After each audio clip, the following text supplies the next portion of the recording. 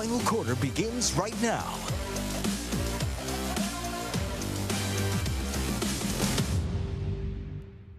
And welcome to the final quarter on CBS 8 Plus, a special edition of the final quarter on CBS 8 Plus. Look at all of us in suits. Karthik Venkatraman, John Howard, Jake Garriani. Fellas, does it feel weird doing this show in a full suit and tie?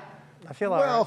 Normally when I'm in the studio, I'm in a, well, actually, of late, I don't wear the tie very often. Next time I'm coming in sweatpants. Sweatpants? To remedy the situation that we are currently in. This is usually our more casual show, but given our schedule today, there's just no way around it. We're suited up, we're ready to go. That means we're really going to talk hardcore about the San Diego Padres because this is official. We're in suit and tie. That means it's a big deal. San Diego Padres, last time we spoke, John, it was you and I on this show, and the deadline was literally coming to an end as we were on the show. It was a flurry of moves. It was a very exciting day as the Padres did everything that now everybody knows about. Now that we've had a little bit of time, a week, to see how these deadline moves have gotten into action, what are we thinking?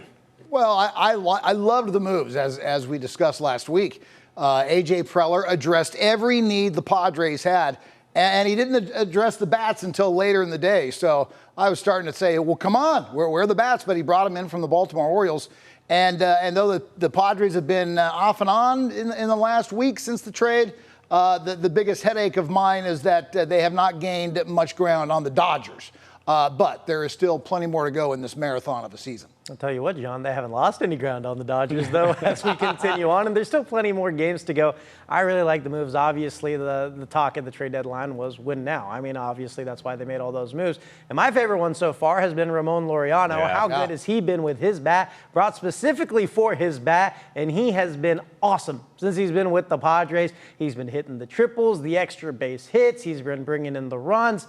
What can you say about this? Out of everybody that's come out of the trade deadline so far, he has been the brightest spot, in my opinion, in the way that he's performed. I think all the moves have been really, really solid. Ryan O'Hearn obviously got to settle in a little bit, but you got to see flashes of what Mason Miller can be in his debut. And then obviously in Game 2 of that Diamondbacks series, Mason Miller gave up that big home run. But who picked him up after that? The other pieces that came over, right? Ramon Laureano, as you mentioned. And how good has Freddie Fermin been? I mean, he's really come in. He's managed the staff well. He's had some big hits already. I just think you see the vision that was A.J. Preller's trade deadline really coming to life. I think this team is in a great spot. I think they got a great opportunity to catch those Los Angeles Dodgers. In fact, let's take a look at these NL West standings because the Padres are right there. As we record, the Dodgers lost earlier in the day. The Padres are playing Game 3 of that series against the Diamondbacks. So they're only 2.5 back. Could be 2 by the end of the day. But the point being, when you look at these standings, is it is very much obtainable, especially the way the Dodgers are playing baseball, guys. Yeah, well, it was very attainable a week ago, and they've done nothing. The Padres are currently trailing in the game as we record this, which means they're headed to 3.0 games back. Same thing they were a week ago tonight. When are they going to make a move? Let's go. I want to see some movement in the standings. John, it's still early in the game, man.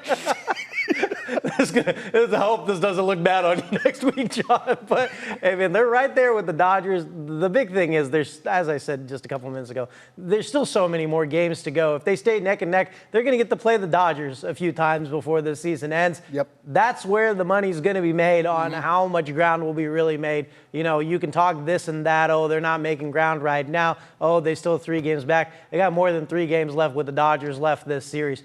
Make it count there. They got to just keep playing well, stay right there, stay in the conversation. They're just, if you really in the scope of it, just 1 3-game series behind. So, you know, let's see what the Padres can get done. And they'll continue to march on, but they're in a really good spot right now. And, you know, only to be 3 games back from the Dodgers, I definitely didn't expect this. I kind of figured, you know, as we moved maybe a little further on, the Dodgers might start to pull away, but they haven't been able to get healthy. They just got back Max Muncy. We'll see what the Dodgers are able to do moving forward, but the Padres in pretty good position, all things considered, moving forward as, you know, we're in our last 50 or whatever games. I think great position. You've already seen in just a week's time how extended this lineup is. There is no longer that black hole at the bottom of the lineup with how bad the bottom of that lineup was. This bullpen will be just fine. In fact, they'll be great. I don't expect Mason Miller to give up home runs on 104-mile fastballs all that often. The catching situation immensely better. I think this team, as we mentioned, John, the day that we recorded on the trade deadline, this team went from fringe playoff team to absolutely deep October contender. You've already seen it in a week's time. I think they'll be just fine. In fact, let's look at this schedule that they have coming up. They wrap up that series against the Diamondbacks today. They're off tomorrow. Then the Red Sox come to town. In fact, that Saturday game you can watch for free on CBS 8. That's going to be an exciting one. And then becomes that NL West gauntlet, fellas. They will play the Giants, and then the Dodgers, and then the Giants, and then the Dodgers again. In fact, when this Diamondback series started, 16 of the Padres' 19 games over that stretch are against NL West opponents. You want to talk about where your bread is buttered? I mean, come on right there. It's going to be a big stretch for the Padres, and the Giants haven't been playing extremely well as of late, so that may be a way to capitalize right there. But as I just talked about, those series with the Dodgers coming up are going to be pivotal. They didn't take advantage in the first half of the season. They got beat pretty badly in a decent amount of those games. Now, great opportunity. They're right in the mix. Get it done. Yeah, I'm looking forward to these games against the National League West. And when a season comes down to August, September, and when your team that you've got a horse in the race, your team is involved, and the games can't get any more exciting than to have these things come, especially in the months of August and September. And it's going to be a great next month of games, no doubt about that. It is the beauty of being a baseball fan. When those games matter that late into the year, it is about as exciting as sports get. It's a great time to be a San Diego Padres fan. Now, one of the prize jewels in all the trades that A.J. Preller made was the flame-throwing right-hander Mason Miller, who just a couple days ago I got a chance to go one-on-one with. Here is that interview. Padre fans got a taste of it last night. The flame-throwing Mason Miller joining us now. Mason, what was it like to make your San Diego Padres debut here at Petco Park? Everything I could have hoped for. The energy in the stadium is, from the first pitch, amazing. And then coming in the game, feeling that, and getting to do what I do in front of all these fans was awesome. Getting to do what you do, which is throw really, really hard. I almost half expected a 105-mile-an-hour fastball out of you, considering you'd be all juiced up with this crowd here. But just what does it mean to be able to play in front of a crowd like this, a stadium like this, an atmosphere like this? It's a blessing. I consider myself extremely lucky to be here and to have this opportunity, and everybody that had faith in me and this organization to give up what they did to get me here. I feel really, really blessed and excited. And kind of to that point, obviously, the deal, the package, everything that went into it. Is there any added pressure on your end because of how massive that deal was to get you here to San Diego? No, I think the pressure is what you make it. Pressure is a privilege, and each one of us has pressure each day. It's just how you respond to it. So yeah, I'm just gonna keep doing what I do and face the same lineups I've been facing all year. Just with a different uni on. You have a whole new group of fans getting to know you, getting to learn about you. Your story is pretty incredible. I mean, from Division III to throwing 103. Can you kind of talk about your journey here to the bigs?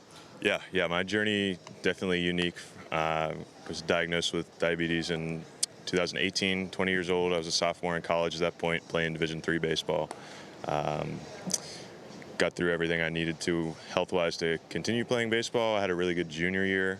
At Waynesburg University, Division III school near Pittsburgh, where I'm from. Went back to play my senior year. That was 2020, so we played 10 games. Got an extra year eligibility, transferred to Gardner-Webb for the following season, and had a good year there, and the A's drafted me out of there in 2021. That diagnosis, how much did it change things for you? Yeah, I think it had a shock factor at first. I really had no idea. I knew of diabetes. I didn't know type 1, type 2, anything like that. And type 1 is also commonly referred to as juvenile diabetes. So at that point, I was 20 years old. So I kind of felt like I was past that point. But some people do get diagnosed a little later on. And it was really a seamless, one learning experience. And kind of at the end of the day, it's get out, live life, and learn about how your body responds differently to different things. Adrenaline in the games, different foods, things like that. Kind of just become real habitual, which kind of lends itself to being a ball player since we have a lot of habits. But yeah, it's kind of just living and figuring it out. Very well said. On a different note, you're one of the few people on the planet that can throw a baseball 104 miles an hour. Do you ever take a peek at the radar? And then second part of that question is, what's it feel like to throw a 104-mile-an-hour fastball? Yeah, I mean, you see it. I felt it yesterday, honestly. You feel the air in the stadium. See it pop up on the board, and everybody, sucks a little bit of air out, So it's cool, but at the end of the day, I'm trying to execute a pitch, and, maybe I look up and see the metrics, see where I'm at. But at the end of the day, when I get on the mound, I'm not thinking about trying to throw it as hard as I can or anything like that. I'm just trying to be consistent and execute. Maybe my most serious question I'm going to ask you. People may or may not know this. Your walkout song is Nickelback. Are we a diehard Nickelback fan? Is it tongue-in-cheek? Where did that one come from? That's from my buddy. My buddy in college suggested that one. So, you know, my walkout with the A's, I had some flames and things like that. So burn it to the ground seemed kind of fitting. But yeah, I didn't have it when I was starting a couple years ago. So I felt like I needed something to bring the energy a little bit more. That's kind of what I settled on. Had a lot of success, so now it's almost like superstition. You can't go away from it. Have you seen Nickelback in concert? You gonna go? I haven't seen him in concert. No, I'm not. I know Photograph. I know Burn It to the Ground. That's about it, though. You gonna sing Photograph? Probably not. Last one I got for you. Just what does it mean to join a team that's clearly going for it, trying to make a postseason run, a deep postseason run? I mean, you haven't really gotten that in your big league career. What's that mean to you? Yeah, like I've said, grateful to be here and be a part of this group. And as soon as I walked in the locker room yesterday, you can just feel that competitiveness, that drive, that motivation to win. And at the end of the day, that will to win, and that is a huge part of it. And I'm looking forward to learning from these guys that have had experience in those settings and trying to help this group, climb that mountain. Thank you so much for your time, Mason. Welcome to San Diego. Appreciate you a bunch. Thanks. It really is amazing, his story. This is a guy who talks about, being underweight, barely being able to throw a ball in mid-80s, 90 miles an hour before his diagnosis, and then all of a sudden he gets healthy, he gets right, and he's pumping 104. And he was right. You could hear the crowd. Was it Friday night? Yeah. His first night pitching. When he threw 103 or 104, ooh, I mean, you heard the crowd react to it. And you do almost every time. It's just not something you see a lot. 104 miles an hour. It's impressive stuff, man. Looking forward to plenty of 104 mile an hour fastballs from Mason Miller in a Padres uniform. Let's move on to the pitch where SDFC returns to MLS action. This after showing up in the Leagues Cup. And the Leagues Cup was kind of interesting for them, fellas. Kind of got shown around a bit in those first two matches. Ended up winning their final match of Leagues Cup play, which was great. Your kind of thoughts on that, and then we'll get into the MLS schedule of theirs. My thoughts are it doesn't matter. I mean, unfortunately, you don't want that bragging right? You don't want whatever, that? Man. There's one prize on the line, and they joined the MLS this year. And at the end of all of the Leagues Cup, where do they stand? Still first in the Western Conference of the MLS. That's the focus now. Whatever happened in Leagues Cup happened in Leagues Cup. And look, at the end of the day against Mazatlan in their last game of Leagues Cup, they were able to get a 2-0 victory and carry some momentum as they continue on with MLS play. They had Omni Valakari score both of those goals. Anders Dreyer comes in there in the second half and really helps spark the offense, just like the DP has been doing all season long. And look, like I just think now, Leagues Cup, okay, it's over. Obviously, you always want to perform well, and Mikey Varas is the first to say that they always want to win, but hey, they didn't. And so here we are. MLS is back, Sporting KC this Saturday. They got to keep the ball moving. Yeah, and branching off of what Karthik said, Leagues Cup play was kind of like a flea on the back of the dog. You just want to flick it off. And when you start out 0-2, you're not going to advance to the knockout round. Then you start looking at, well, how can we use this to our advantage? You get some younger players in. You try some different guys at different positions, which they did. And in the win, the 2-0 win that they got against Mazatlan, another young guy, David Vazquez, a 19-year-old out of L.A. who's just come over from Philly, was rock solid. And so perhaps another young up-and-coming bright star. And maybe he doesn't get that playing opportunity if they'd won the first two games of League Cup. So, League Cup, and I appreciate what Karthik is saying. Look, what matters is MLS play, and it really does, and especially after starting 0-2.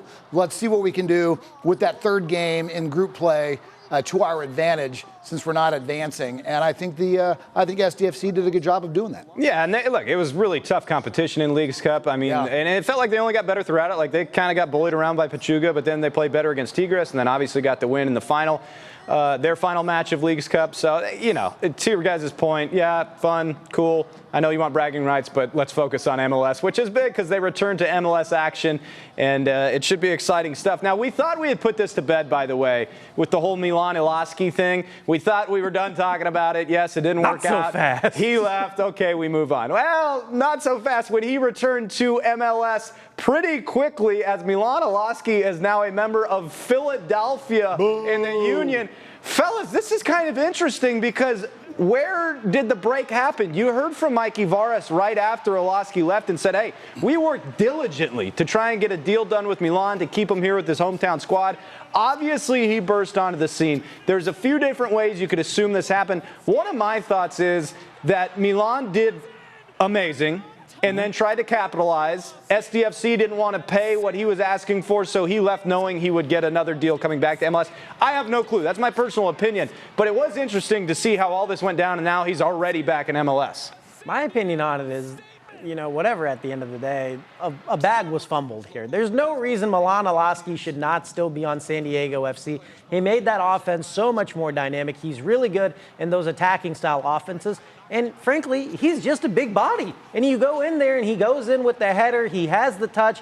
He was a guy that you could have put there. Thomas Angel has been, pretty solid in that position, but I would like to see more of Alaski. I mean, obviously, 10 goals and 1 assist. Yeah, 4 goals in 12 minutes in one game, setting an MLS record. I mean, that dude was really good. It doesn't surprise me at all that Philadelphia would pick him up through 2027 with a club option, with just an option in 2028.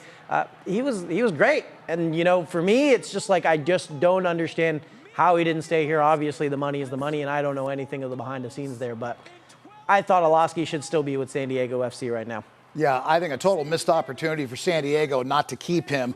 A local guy from Escondido, as you mentioned, and this is a guy who was a bench player. And then once he kind of had to start a game because other players on the team were off to their international teams, for Pete's sake, he lit the league on fire and created, not that he's a quarterback, but he created a quarterback controversy, and you can't put him back on the bench. You got to keep him out there.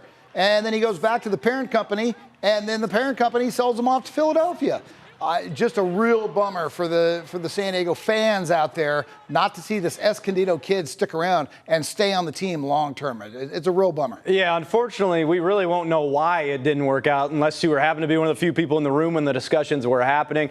But it is what it is, as the old saying goes. Now, the SDFC did replace their Escondido native with another Escondido native, which I guess is a plus. Who's also a forward. Corey Baird is signing with San Diego Football Club. He's an Escondido native who comes over from Cincinnati FC. He's played multiple places, Houston in MLS.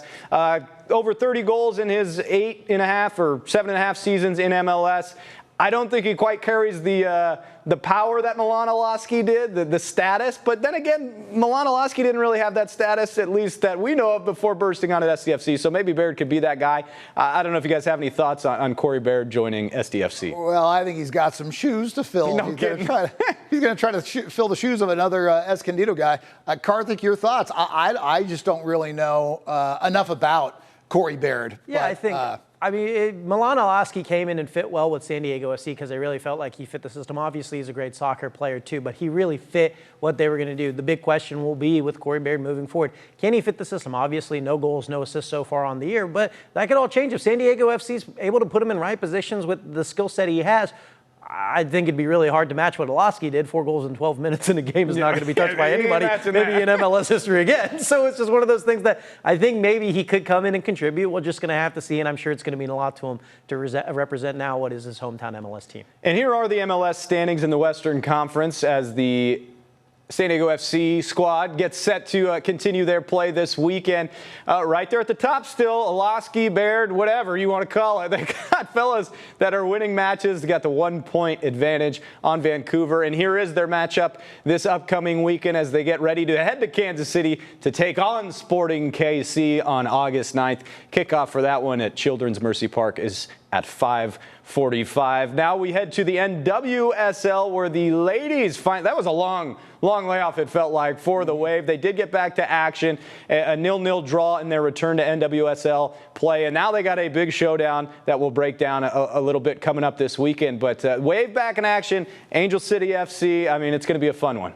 Yeah, coming off their last match against North Carolina Courage, and probably a disappointing one for them in a 0-0 draw, 0-0 draw, if you will. And, it was tough. They had put up 18 shots, 3 of those only being on goal, and I'm sure they probably wanted to capitalize on this a little better. They had 1 or 2, I believe, off the post as well. So they had their opportunities, just weren't able to cash in. But this is a team that's been playing well this season, and they still sit in 4th place in the NWSL table. I consider them to probably hopefully get back on track on offense here soon. They definitely were playing pretty well before the break on the offensive side of the ball, getting really creative, and the ball movement was good. So we'll see if they can get back to that standard because before the break, they were playing pretty well. Yeah, they were, very entertainingly, I might add. And when you come back from a long break and score a 0-0 tie, boy, that's kind of rough. And on the topic of 0-0 draws, SDFC's last game with Kansas City earlier this season was a 0-0 draw. So it'd be nice to see both SDFC and the Wave get off the 0-0 draw schneid in their upcoming games. Lots of goals on the way is what we're saying. Here are the NWSL standings we will show you there. San Diego in 4th place. Kansas City just kind of running away with this thing right now. A 10-point advantage on the next best squad in Orlando. But the Wave right there in perfect playoff position. That's all you need to do, right? Get into the dance. Plenty of season obviously left in the NWSL. And here's a look at that matchup. I mean, this is a big rivalry. For as new as both these clubs are, it became a rivalry right away. That game on the 9th at Snapdragon Stadium against Angel City. Expect the Snap to be packed to the gills for that one as San Diego Wave look to get some points against Angel City. We will be back after they play that match next week right here on the Final Quarter on CBS 8+. We appreciate you, as always, for joining us here on CBS 8+. And as always, fellas, send them off. ESPN, please don't ruin NFL Red Zone. Please! 10% equity in ESPN. It's insane. In an SEC Red Zone, maybe? I'm calling the Wave for a 2-0 shutout. Love it. Love it. Good night, Angel City. Good night to y'all.